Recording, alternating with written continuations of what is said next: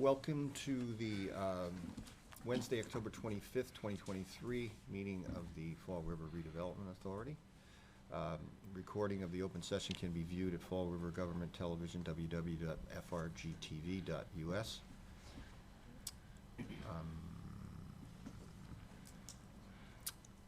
Pursuant to the open law meeting, any person may make an audio or video recording of this public meeting or may transmit the meeting through any medium. Attendees are therefore advised that such recording or transmission are being made whether perceived or unperceived by those present and are deemed acknowledged and permissible. First thing is a roll call. I will note that Joan Medeiros is participating remotely on Zoom. Also participating are Sarah Page, John Coughlin, Legal Counsel, Kenny Fiola, Administrative Services Consultant, Karen Martin, Project Coordinator and Executive Assistant. Can we just do a mic test to make sure that Joan can hear us okay? Can you hear me okay, Joan? I can. Thank you. Sarah? Great. You can hear me? Yes. Good. So, She couldn't hear a few people last. Can you hear me, Joan? Yeah, and I couldn't hear Karen last time either. yeah, but we tested and I'm good, right? Perfect. Yes, I can hear everyone crystal clear. Thank you. Okay, good. Roll call. Roll call, yeah, sorry, John Erickson. Louis Gonzalez here. Ron Rooston? Ann Keen here. Joan Medeiros here. First item, approval of the open session meeting minutes from September 27th. Any comments on those minutes, guys? Nope. If not, roll call to approve. Erickson, yes. Louis Gonzalez, yes. Ron Rooston, yes. Ann Keen, yes. Joan Medeiros, yes. Okay.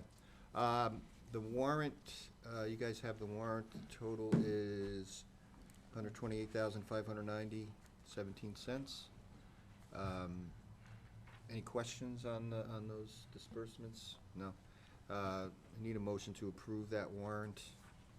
Motion to approve warrant at $128,509.17. Second, Second. John Erickson, yes. Louis Gonzalez, yes. Ron Rooston, yes. Ann Keen, yes. Joan Medeiros, yes. John, should we go back to the first approval of the minutes? We just went right into a vote. We didn't say. Oh, I'm sorry, I didn't even pick up on that. That we didn't do a motion to accept and we didn't do a second. We just went right to vote. Oh, Go back and do it again. Yeah, so we want to do the minutes again, I think. Yeah, are there any questions on the minutes? I think Nope. there was none, and I need a motion to approve those minutes. Motion to move forward with the minutes as presented. Second, Second.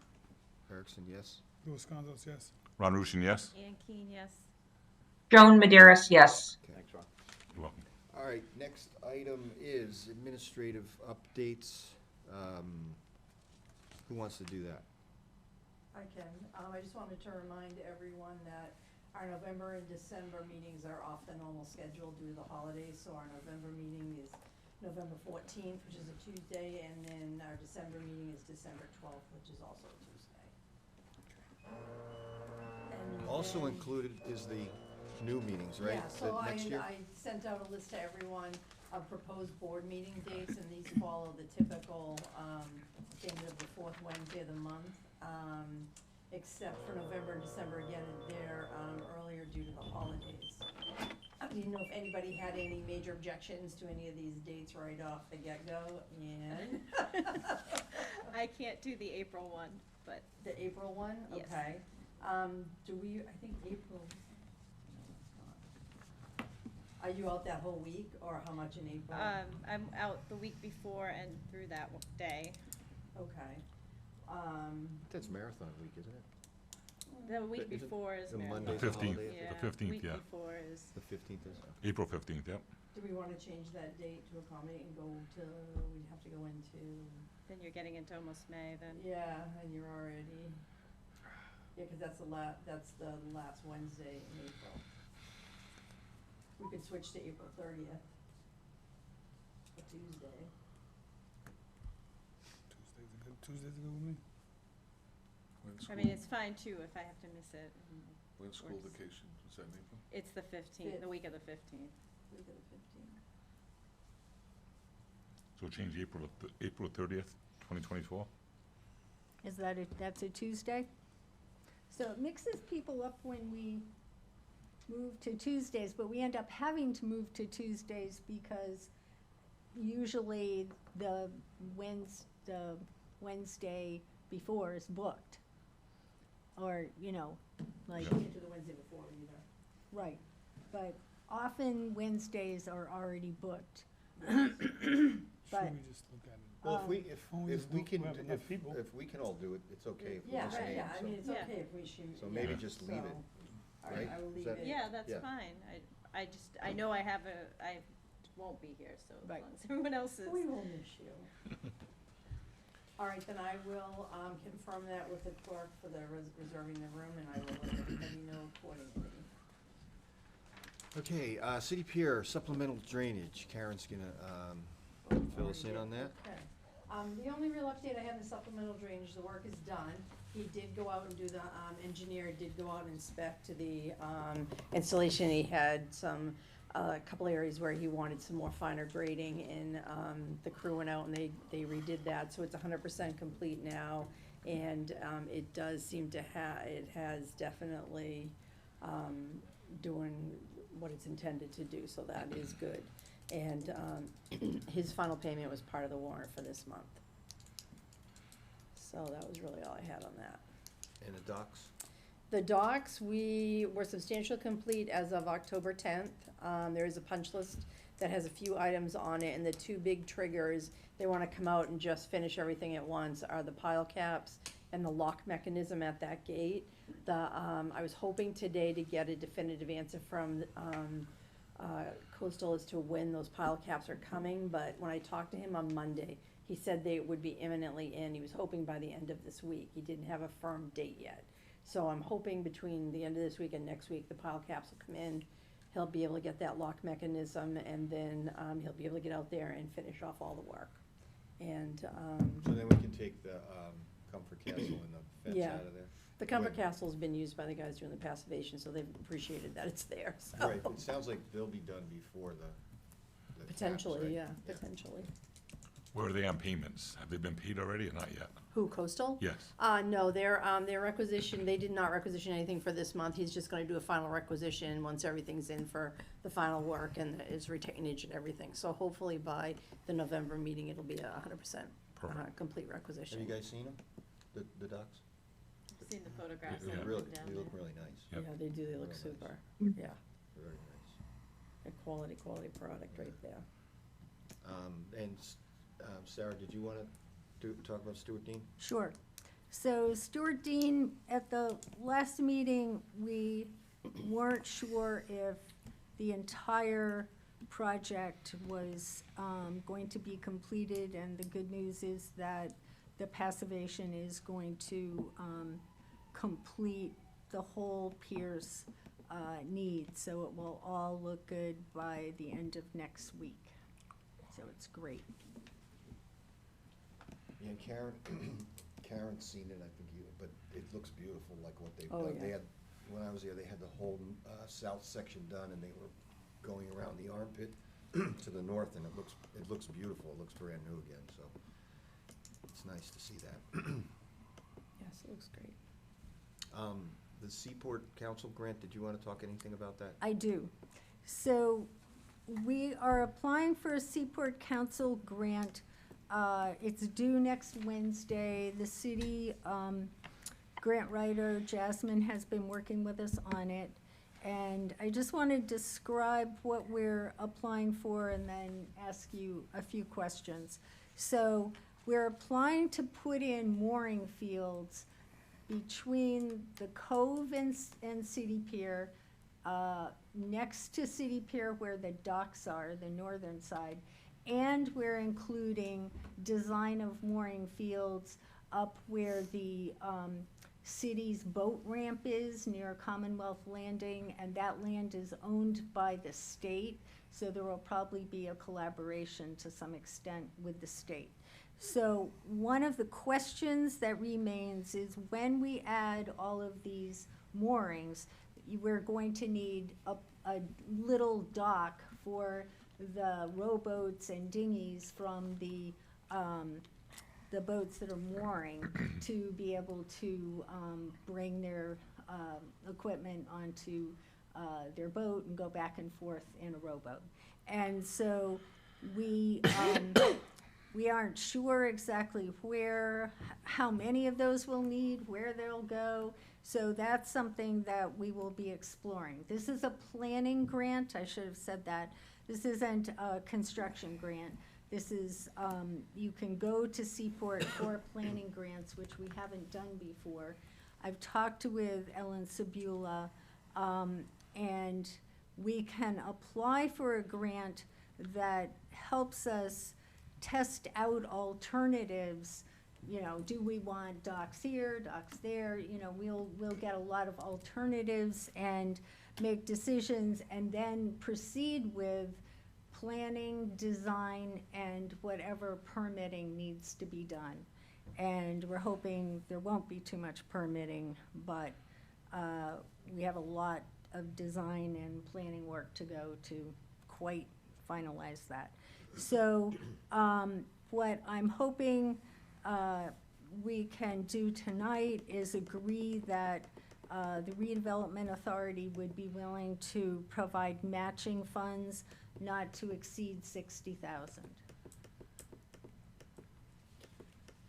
And the other piece of information about this is that Foth Engineering had already done work in this area. They've done some soundings or bathymetric testing to see what is underwater and what the depth of the water is. So, so we already had an open contract with them that I didn't even know. It had been done under Maria, and they hadn't finished all their work. So they happily came out to look at this with us, and we're having them over the next few days help us put a plan into our proposal and just clarify some of the concepts and language, because it's complicated what exactly we're trying to do.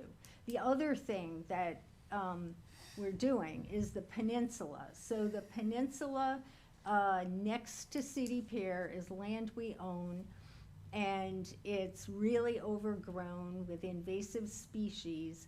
So the plan is to remove those invasive species, plant native plants, have a walkway that goes to the end of the peninsula, and have an area where people can fish, because nobody's allowing them to fish along the waterfront, and they're fishing because they need a place to fish. So, so this would allow them to have a fishing spot.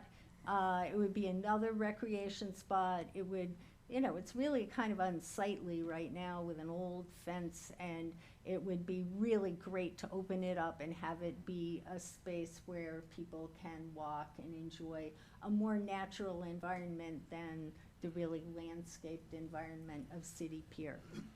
So one of the issues there is that there were revetments, and the rock has kind of fallen down, and there is some riprap left, but there is erosion occurring, and these grants really prefer that you're addressing climate change, and so we're going to be able to say that this this shorefront is in a state where it's eroding, and we'll be really securing that, and that will be important environmentally. Is that the same grant for both of them? Yeah, so all of that is in the same grant, which is, when I talked with Ellen, the head of the Seaport Council, she said typically people put moorings into a separate grant, but that it was fine, they were all in the same grant. When you think out the planning part, we may be able to proceed with the moorings more quickly than we can proceed with the rest of the work. So she suggested that after we do all this planning, we may then want to separate our proposals into a mooring proposal and the rest of the work. But we have a ways to go on that. The other suggestion we received recently is that there's money, state money available for fishing facilities, and so we might be able to go for some implementation funds related to the fishing aspects of this project. So we have a long way to go to figure this all out, but I'm glad that we'll be putting a proposal in. Sarah, I was just thinking out loud, but the moorings that you were talking about were on the south side, right? Well, they're Between- south, north, near the peninsula and near our Oh, docks. so the dinghy docks would be on the north side, We don't know where the dinghy dock will go. but how would you get to them on the south side? Well, people can go in their rowboats around CD Pier. They could use the rowboat dock that is down near the battleships. There's a whole mooring field there, and there's a little dock Right. down there. So they could go around the cove and go to that, or they could go around CD Pier and go to whatever dock we create. And then there's a question, could the dock that's already by the boat ramp, could that be expanded to be a dinghy dock? There are just lots of questions that we need to resolve. Okay. Yeah, maybe that might make sense. If we're gonna spend 60,000, they're matching 60,000, does that automatically say we have to do it? Is it a Well- 50% match? No, it's it's 20%, but now we're beginning to talk about a proposal as high as 300,000. Oh, so that's So why the it's a- 60 came from, the 300,000? Right. Oh, it's not 50. We originally thought we were applying for 100,000, but now we're talking about more complexity, more pieces, and Ellen said that for a proposal that includes planning, design, permitting, a typical proposal is around 200 to 300,000. And so I would much rather apply for more and be able to say we didn't need it all than apply for not enough, because then we'll feel like we have to fill, that we'll feel like we need to put more in. So the other possibility with the match is that you can consider the match money that you've spent for something like the docks. If we put in more money than was given to us by Seaport and by other state funds, we could say that,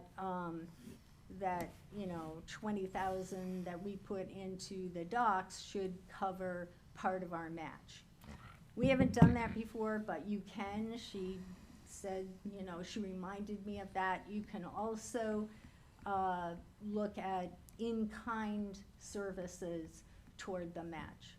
So we're going to have, I don't know if they prefer to see you give a match of new dollars. I would think they would, but, so the maximum that we would put in is 60,000. Right. The two questions I have is, if we do, let's say we decide to do that and they give us a $240,000 grant, we give 60,000. Does that mean we have to do that project?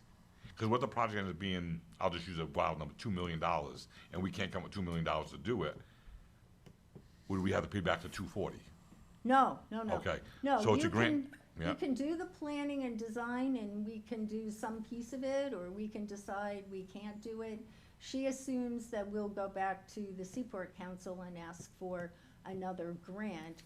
The grants are up to $1 million. Yep. So, we could then break the project into separate pieces or look for money from other places. But no, we would never have to return it.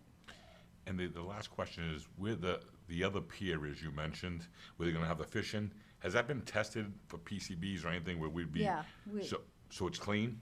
yes. Okay, all right. I just don't wanna get into a project where we start doing No. some, work, and then we said, okay, now we got another $2 million project ahead of us, so, okay, I'm good. I'm gonna confirm that with Beta, but I have asked that question and been told that there were no But contaminants. even if you don't test it, you're not digging into the soil, so there's not an issue there. If people are gonna go fishing there, would be no problem for them to walk over it? Okay. I know when we talked about it a couple of years ago, my understanding was that there wasn't any issues. Okay. Ken, doesn't that have a name, that little ju- I don't think so. I thought on one of the drawings it had a specific name, like, no? No, I'm not sure. So we'll just call it would you call it the Peninsula. Northern Peninsula? Peninsula. But just a point of clarification, we are, unless I'm misinterpreting this, we are not going to be in the mooring business. Right, no. Right, all we're doing is establishing mooring fields so that the city can come forward and put those out and, just like they do, so there'll be more moorings available along the waterfront. And those would be under the control of the harbor master in the city, not the redevelopment authority. The dinghy dock is a question as to where it's gonna be located. I just confirmed that the dinghy dock at Battleship Cove is actually owned by the city. So there's a possibility that that could be expanded there. And then, it's not really, if you got a little dinghy driving over to the city pier, it's not a big deal. So I think this, just as Sarah was indicating, this just gives, more utilization of that land that's currently fenced off that should be opened up for utilization, Yeah, nice so, spot. and there is an existing, and I know there's some discussion about this, but there is an existing Chapter 91 license already in effect for that portion of the property. So hopefully whatever improvements we do there will be considered maintenance or minor improvements, which would not facilitate additional Chapter 91 regulation, review, or expense. Do we need to do anything more on that now, Sarah? Do we- No, I mean, well, yes, We you need a need to vote to- vote Yeah. on 60 Do grand. you the, wanna do that? Okay. yep, So I need a motion to proceed with applying for the Seaport Economic Council grant for further improvement to the 600 Duval Street property and the addition of mooring fields as outlined by Sarah just now, providing 20% matching funds that will not exceed $60,000. So moved. Second, Second. John Erickson, yes. Louis Gonzalez, yes. Ron Rusin, yes? Ann Keen, yes. Thank you. Joan Maderos, yes. Thank you, everybody. Karen, did you want to talk about the water meter enclosure? Yeah, I just had a couple of maintenance issues. So we did have, the damage in the center section of the pier, and then we also had another incident where, a driver was coming down Duval Street and he took an immediate right through the boardwalk fence onto our property at the south corner, and he, looked like he had had a good time before he got there, but he, did some damage with some tire treads, and I had Tim look at it, the landscape, Tim DeSilva, and we're just gonna probably tackle that in the spring, just because it's rutted, but we're gonna need to have seed and irrigation, and it's kinda too late in the season for that right now, so it doesn't look horrible. And then DCM DCF owns the timber railing along Duval Street, and they cleaned up the edge of it a little bit, and so they'll probably do more stuff with that too as the season goes on. DW White's now doing a lot of work in that corner for their, I think they're doing CSO work over there. So, they've kind of rerouted, I don't know if anyone's been over there this week, they've done a temporary kind of traffic flow reroute in front of City Pier, which seems to be working well. So there was some damage over there, but we'll be dealing with that in the spring. And I did file a police report on that other damage, and I don't know where it sits right now, but they had not found any person matching the car or their description, so. So we need to get the approval of that invoice for DeSilva Landscaping. So, which one is that? It's 22, Yeah. Okay, that's not on the warrant yet, though. No, This no, is that's why we different. need to get it approved, it's not on the warrant, yeah. Okay, so,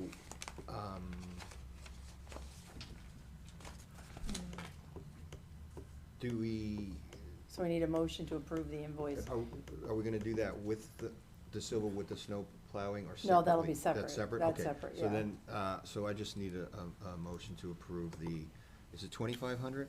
The 2275. 2275, okay, I got different numbers. For the repair mentioned by Karen. So move to pay the Civil Landscape Construction $22.75 for the damage that was done at the state pier. Second? State Second. pier, state pier, not John state pier. Anderson, yes. Louis Gonzalez, yes. Ron Rusin, yes. Ann Keen, yes. Joan Maderos, yes. Okay. Awesome. And then I have to talk about the. The alarm security purpose- thing? Yeah, the Yeah, security okay. thing. So, as follow-up to our last meeting, I did meet with our, security, the guy who supplies the cameras out at the city pier. He can provide us, an alarm in the water meter enclosure in case we do ever have another leak. And what it does is it detects water, and then it will send a signal, either text and or email, or one or the other, depending on what we determine. And it literally is, it'll sit just under that backflow preventer, and if water drips on it or it gets wet, that's when the signal will send, it will trip that signal.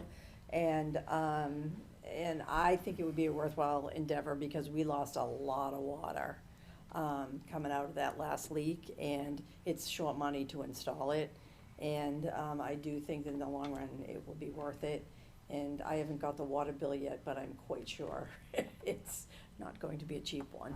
So, remember we were looking at that the other day, would there be any wisdom to doing that separate spigot, that separate, remember we were talking Yeah, about? I talked to Sarah about that. That's something we'd probably bring up in the spring. It wouldn't be worth trying to do Don't that bother now. with it now? Okay. No, it would not be worth trying to do it now.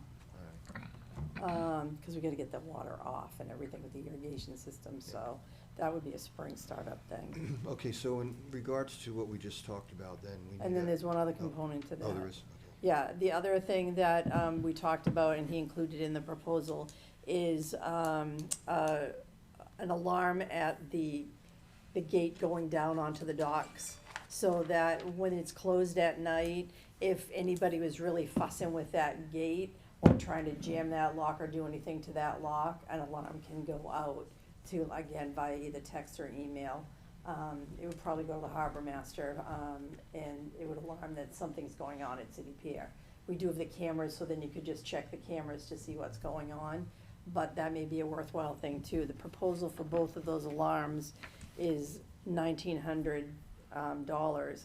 The only thing that I was thinking is it might not be worth putting the water alarm in right now, just because we're getting ready to close the system down once passivation work stops, and we'll be pulling the water meter. So if we wait and put it in, say, just as we start everything up in the spring, Scott said it might just be a difference of $100 to $200. So that's why I just asked that when we think about approving it, we just say that it doesn't exceed $2,500. So we Okay. could do the gate thing now to get us through the winter, and then wait till the spring when we start all the water stuff back up, and then put that alarm in then. Okay, so that, are you done with that? Yes, that's Yeah, so about as then I just interesting need a as it motion to gets. approve to total security, not to exceed 2,500. So 1909-88 is for both systems you're talking about? It's for right now, if you was to install them both right now and do it now, and Yeah. like purchase it now and put it Yeah. in now and everything.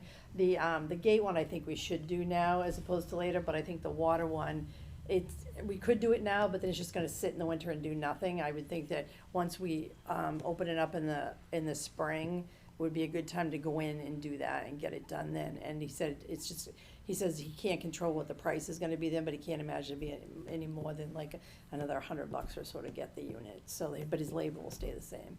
So 1909 is for both systems though? Yes, So it's right. not a separate bill next year? Well, if we end up separating the two. Yeah. I'd pay for the gate one now, which will be a certain portion of that, and then the water meter one in the spring. So it's not a big deal, but if he's worried about the price of the equipment going up, just buy I mean, it. we could just Buy say it order it now. all now and then hold Right. off the Winter- install. Yeah. Hold it for the winter until it's Yeah, ready. yeah, we can definitely do that, which is probably what I would do, but, so, and I'd take it from him probably. Yeah, But, it's not a big piece, right? no. No, it's just a little bit of sits on a little pedestal, and it's like a indicator strip Who's that, almost. Scott missing that? Well, yes, Yeah, that's, yeah. I don't recognize the company.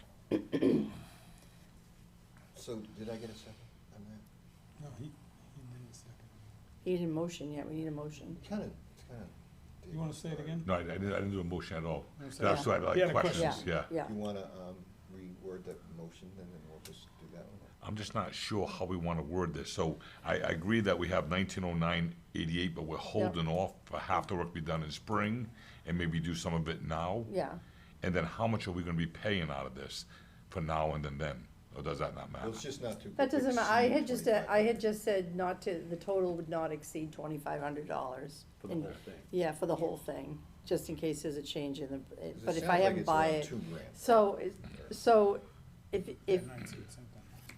so he was gonna keep his labor price the same, so what Yeah. I would do is just, you could figure probably, I don't know, you could figure 3/4 of it now and 1/4 of it in the spring. Cause if he's gonna buy all the equipment, Okay, then I would just hold on to the equipment just to make sure. I mean, Okay, he'll install the gate alarm now, though. Motion to accept the proposal from Total Security Technologies for the 2 alarm systems down at Sid Pier, not to be over 2,500. Some of it to be installed now, some of it be installed in the spring. Yes.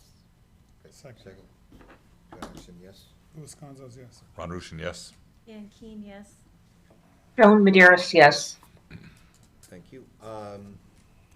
Snow removal?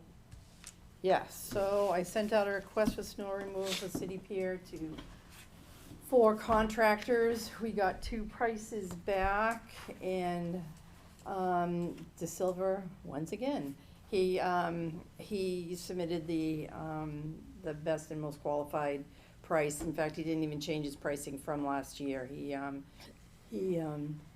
kept it to the same unit prices. And so I want to execute or request that we can do a unit price contract to them based on their unit prices, because who knows what Mother Nature is going to deal with us this winter. If you look online, there's like a 50% chance the temperature's gonna be higher than normal, there's a 30% chance it's gonna be wetter than normal, and it's all like a crapshoot, really.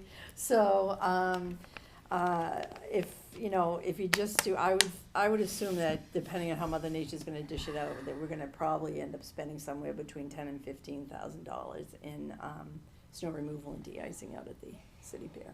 It's Is that- based on inches, right? Yeah, it's based on inches, and he Okay. verifies everything with WeatherWorks, and he also there's some software that he has that he tracks, the snow and ice, if it's gonna be black ice or refreeze, it's called VeraFreeze, so he's on top of it with that, and, the little that we needed him last year, he did do, a good job with it, and, he's kept his prices, and the next closest price was roughly 10% more than what his prices are, so. How does he remove the snow? Is it by a snow blower or is it by a plow? He's got a plow, he's got a sidewalk plow, thing that he uses, and he tosses everything to the middle. The only thing that we would have to talk about is if we got an exceptional amount of snow and we thought there was ever a time that we had to haul snow off-site, then we would have to talk to him about, trucking costs, so, but hopefully we won't have to go down that path. Yeah, so I just need a motion to. Just one last question. Okay. So,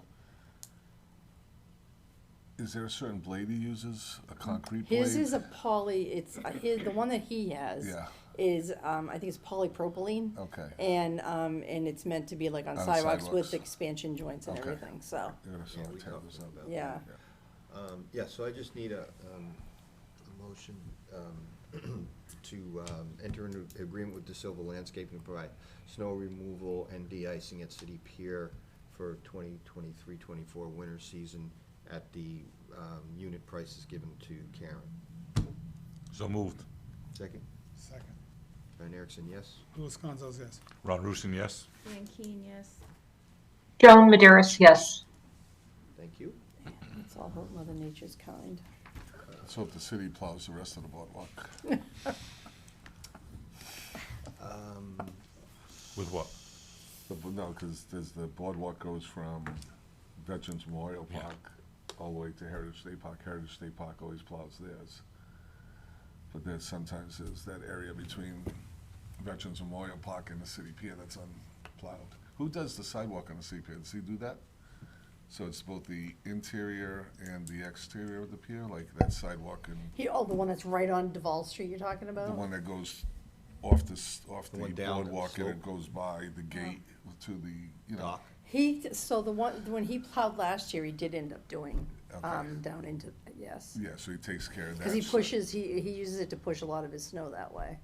He pushed a bunch from, I think, instead of pushing it onto the street, because when he came around the corner, he pushed over that way. Yeah, but there's that sidewalk that runs, Down by where the docks, you talking about? yeah, runs across, it runs Yeah. north-south or Yeah. Over south-north. to Point Gloria. Over to Point Yeah, Glory, he does yeah. that. He doesn't do that whole strip, Oh, no. he should, that's our land. I know, but DCM usually can't, it does all the mowing and everything over there too. But they do, but the question is, do they do that snow plowing? I'll find out. Yeah. Yeah, we could just confirm it with them, I Yeah, guess. 'cause Yeah. I don't I think walked wet- that, somebody did a wet- I walked that in the winter, Yeah.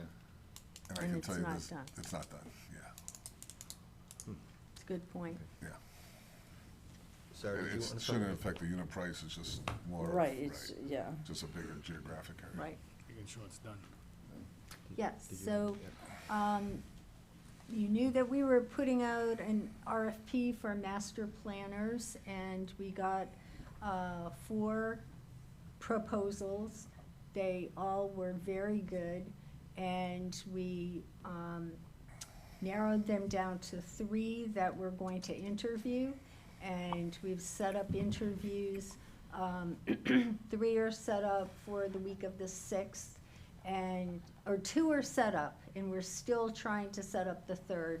All of these teams want to bring numerous team members, and all of them have some internal staff that will work on the project and some subcontractors that have certain specialties. So Karen's been challenged to get everybody organized. Johnny's going to represent the board in our committee and, or not committee, our little advisory group that we've put together. Dan Aguirre, the city engineer, is going to attend the interviews with us, and we will be bringing a proposal back to the board meeting, assuming everything goes as planned, on November 14th. So it's John, Danny Agia, Sarah, and Karen, And Ken, and Ken, okay? Yep. Not John? Okay. and I'm really happy at the quality of the firms that responded, so that's really great. Were they in the budget? Within budget? Oh, we haven't opened the price proposals yet. We don't open them until we've evaluated them all. So, that's by purchasing guidelines. So, they're in envelopes with our purchasing department, and once we have identified 1 or 2 that we really want to hire, then we'll open the envelopes and see. And it's very possible that they'll be over what we had hoped, because one of them that looks very good is very, very comprehensive. Is that allowable? Where we can go with not the lowest bidder? Oh, yeah. Okay. Yeah, it's by very careful evaluation criteria. So we got questions about those. We answered a number of questions that they asked in this very formal way, where they asked them, and then we write and send answers to all of them. And so they had a question about our evaluation criteria, so John worked with me to make a change in it so it was clearer. And so we have several criteria. I made a spreadsheet, and we're, evaluating them carefully. So if we open up the envelopes and they were 4 times higher than 2 we selected, could we go back to the other ones? Were we allowed to go back to the other ones, or? You could, but if we want the very best master plan we can get for the city, we need to think about But whether we we would have do to that. evaluate all 4. Yeah, So You there's, you rank them. you Right. rank Open them, the prices you up. rank. Oh, so rank 4 and open prices 4. I thought Yeah. you just said open prices at 2 once you picked them out. Well, you're down to 3, right? Have you been evaluating before? well, we did evaluate the 4th. Yeah, so we've evaluated all 4, but now we're going a further step, and interviewing them, Right. which may change our evaluation. And then, right, they'll be each given a, Ranking. Hmm? A score? a score, and then we'll open the price proposals, and then we'll come to you and tell you what we recommend and what we see. So you give us recommendations of the numbers of all the contractors and then the prices of all the contractors? Yep. Okay. Yeah. I thought you were just gonna only do two, open up two envelopes and not worry about the other two envelopes. I'd love to hear the No. other. All right, No, okay. sorry, that was confusing. Okay. Pleasant Street? Yes. So on Pleasant Street right now, we're really focusing on further public engagement. And we have a public meeting set up for November 16th that the mayor has committed to attend. It's at Cottrell Apartments, which is a housing authority apartment complex on Pleasant Street. We're going to serve some food, and we're putting out lots of questionnaires. So we have a survey that's going out where we're distributing the survey, and it includes an invitation to this public meeting. And the survey is being translated into Cambodian, Spanish, Portuguese, and will be in English.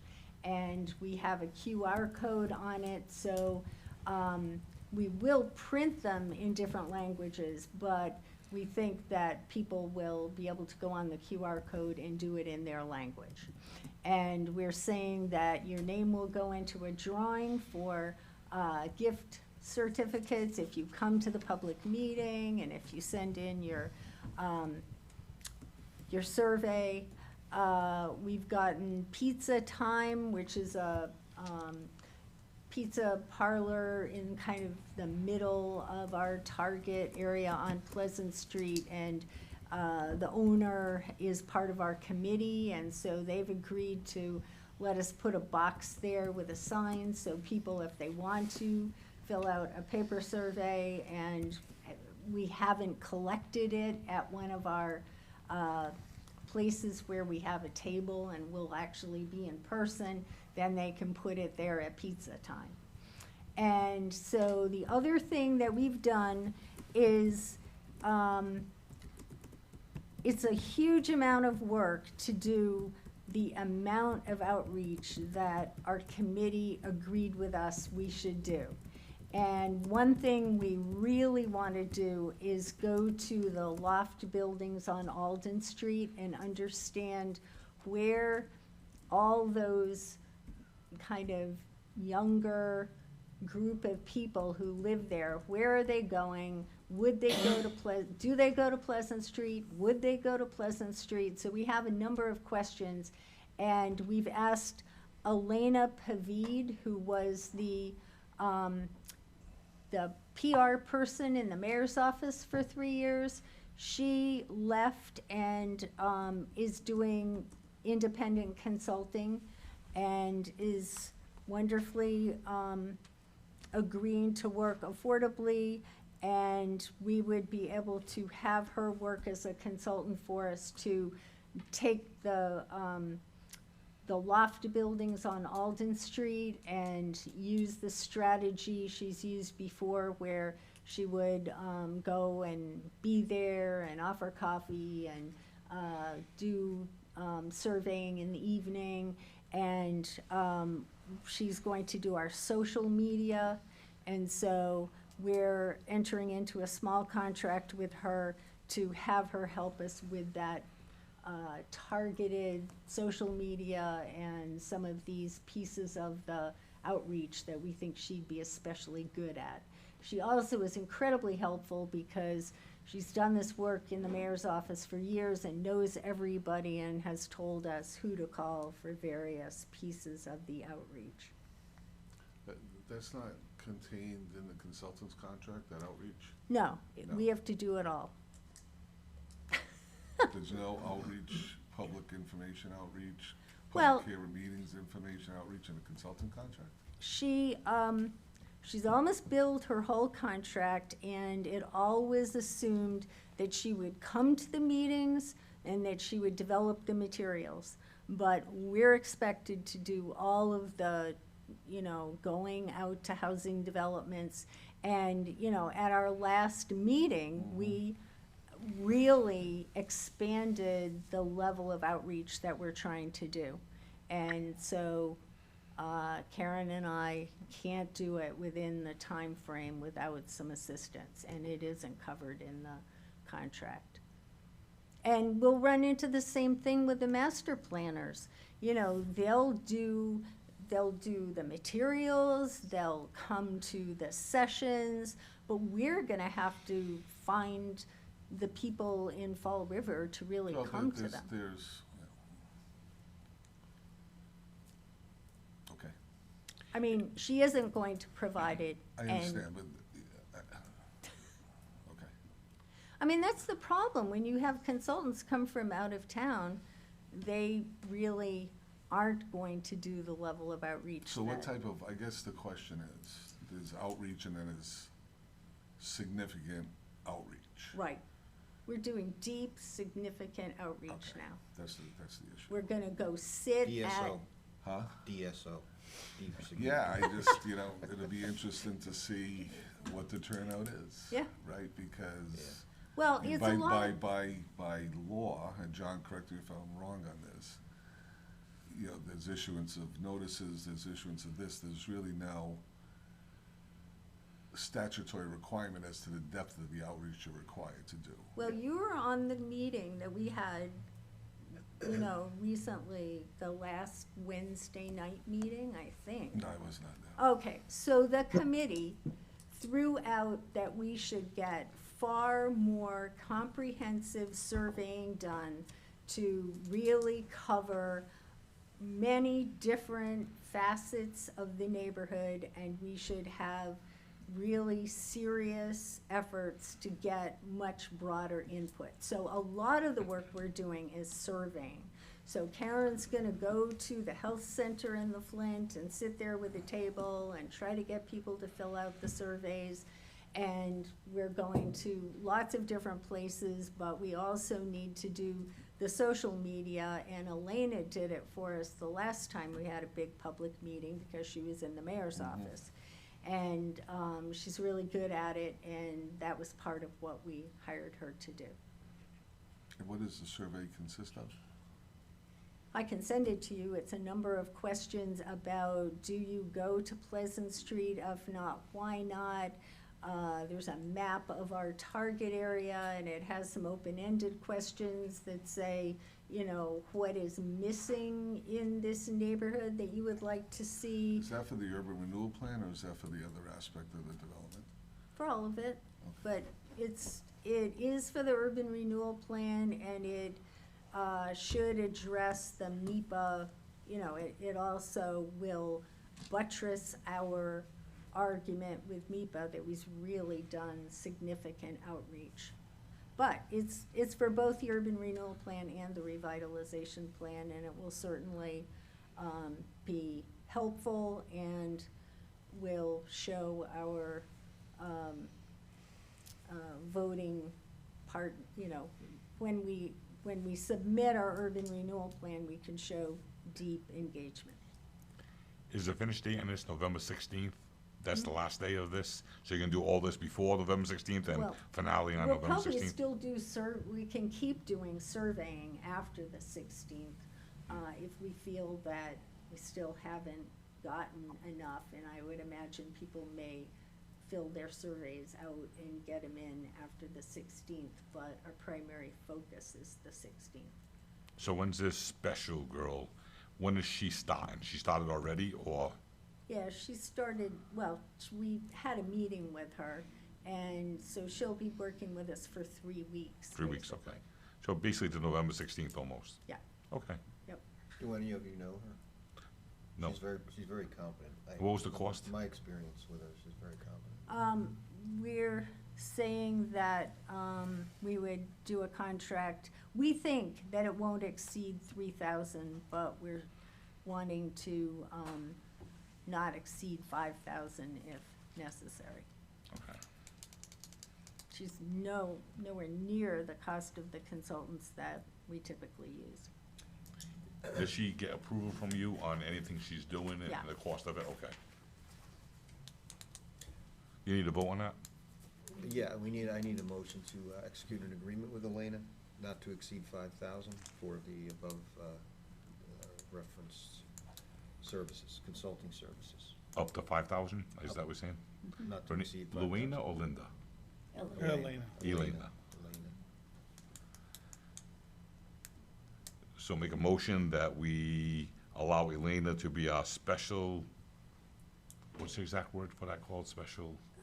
She's gonna, Consult. She- Special consultant over on Pleasant Street, up to a limit of 5,000, where she'll be doing social media and some outreach surveying.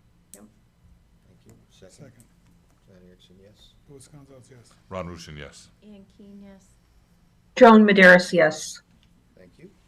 Next item is amendment to the waterfront so that went to, let's see, we took it to the planning board. I think you knew that the planning board had approved it.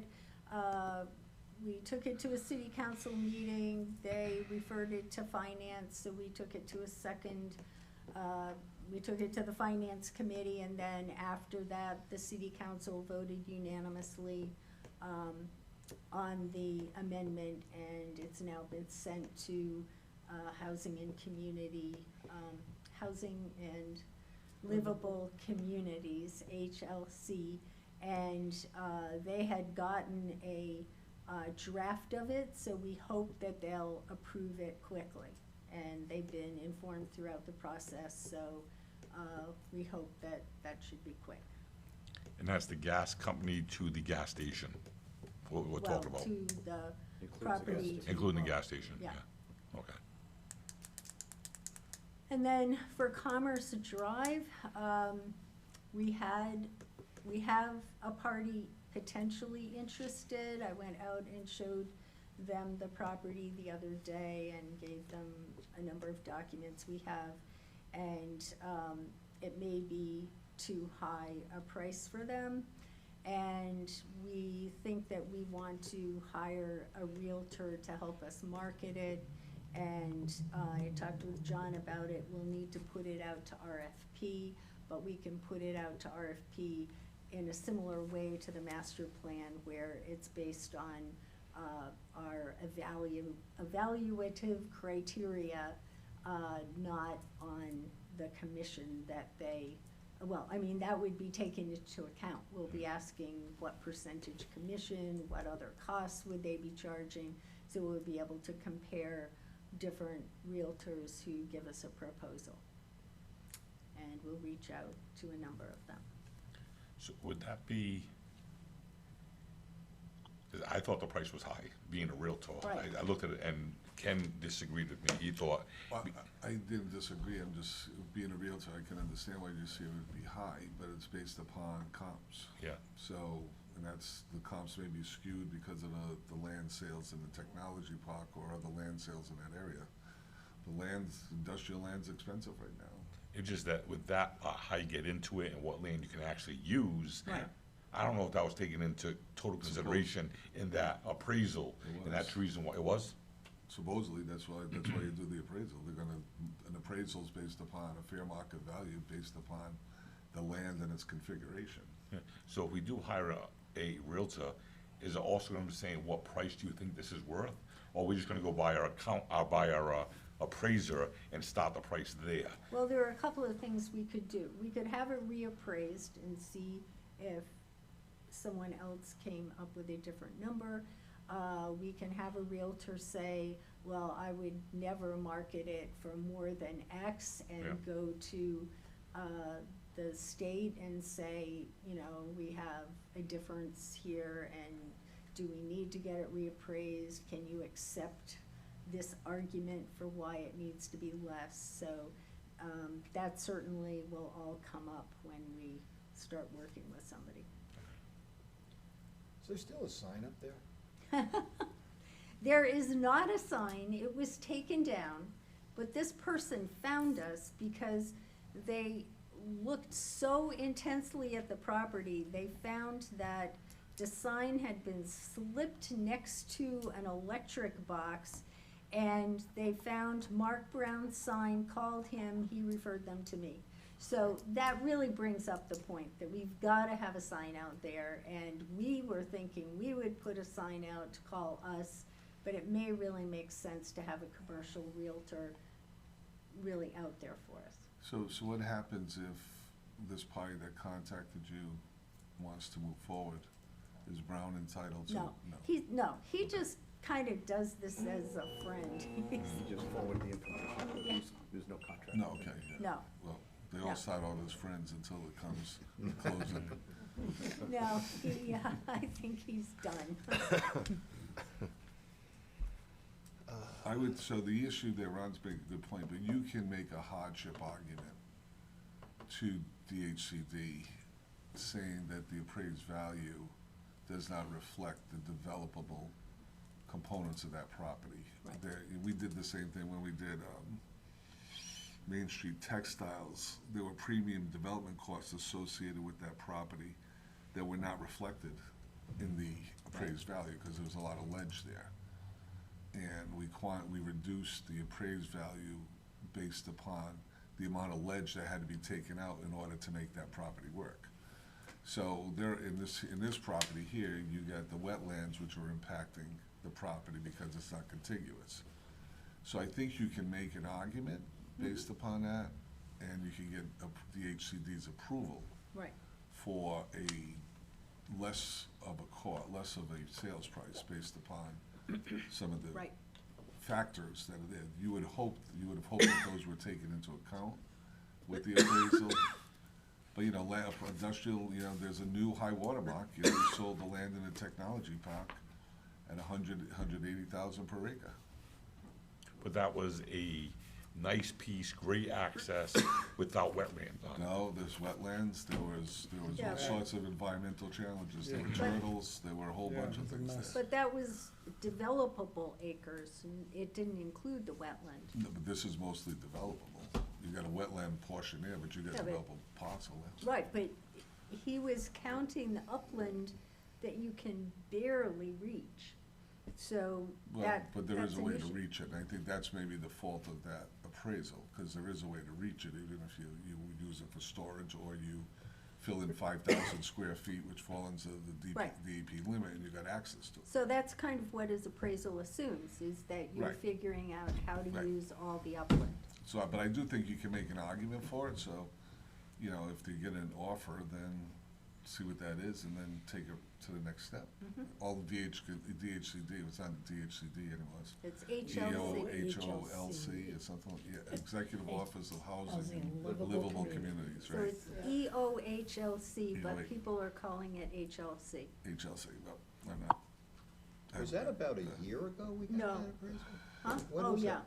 It was quite a while ago, right? Well, The answer is it's in an urban renewal plan, so you need the state's approval to sell it no matter Right. what. No, I've only been here less than a year, and I've heard of it, so it's not less than, it's less than a year. Yeah. Well, John makes a good point, we can't sell that without It's their in an urban approval. renewal Yeah. plan, so you need the state approval to sell it no matter what your price Yeah. is. So Yeah. you're gonna have to justify it one way. Okay. Anybody have any other questions about anything? Oh, all the trailers are on the lot. yeah, All the trailers are Yeah, gone. Karen got Yeah. it, got it All the evacuated trailers gone. I was like, and sealed off. So if there's no other questions, I can entertain a motion to adjourn. Motion to adjourn. Second, Second. John Erickson, yes. Louis Gonzalez, yes. Ron Rusin, yes. Ann Keen, yes. Joan Maderis, yes. Thank you, everybody. thanks. Thanks. Thanks. I just- Night. Good night. Good night. Thank you. Joan, I just need to